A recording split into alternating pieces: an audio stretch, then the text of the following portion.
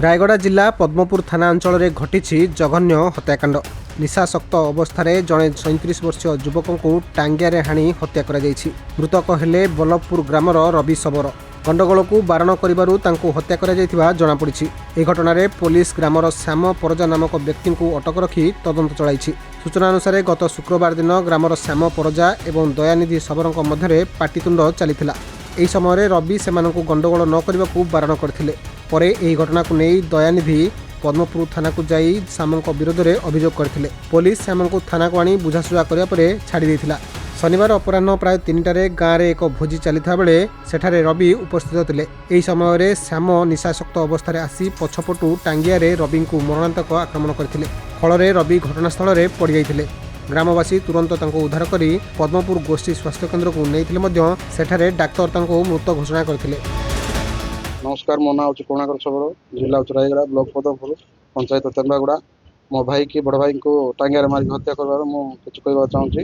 मो बड़ भाई की पूर्व शत्रुता नहीं टांगिया मारी जेहेतु गत काल श्याम परजा और दयानिधि शबर भितर कौन गंडगोल हवा केस होता है। श्याम परजा को पद्मपुर थाना नहीं आसते नहीं आसवर आउ जड़े नुआ छुआ छाड़ी छाड़देव भोजी लगुला भोजी खाइबा समय मो भाई की पछपट मारिक हत्या कर घटना कौन होता बोले श्याम परजा और दयानिधि शबर केस चलता सर 2 दिन चलता। श्याम परजा सकाଳେ भी पुलिस थाना डाकिना छाड़ी छाड़देवा हेतु श्याम परजा सकाल आसी से राग रखिक मो बड़ भाई को मारी। जेहेतु मो बड़ भाई कौन भूल ना जहाँ भूलता दयानिधि और श्याम परजा भूलता बिना कारण मो बड़ भाई को हत्या कर मारिक हत्या कर। खबर पाई पुलिस घटनास्थल में पहुंची तदंत करने सह मृतदेह जबत कर व्यवच्छेद पठाई। माझी शबर श्री बल्लभपुर आज्ञा ताके 2 जन आड़ू छाड़ू लोक जाक किस गली होते आम पुतरा से सामिल ना आर घर ओडिशा पड़ीसा आका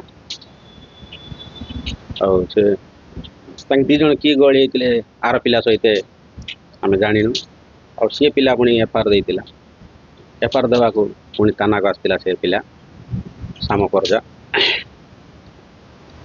थाना कौन गोटे डिसाइड कर आसिक गाँव में पाटितुंड गला कहीं बाबू साई पड़ीसा पाटितुंड कर पुणे रहा को नहीं बोली कहला निरिया पिलाटा को टांगिया डाणा बारणा हाणिक मरईदेला।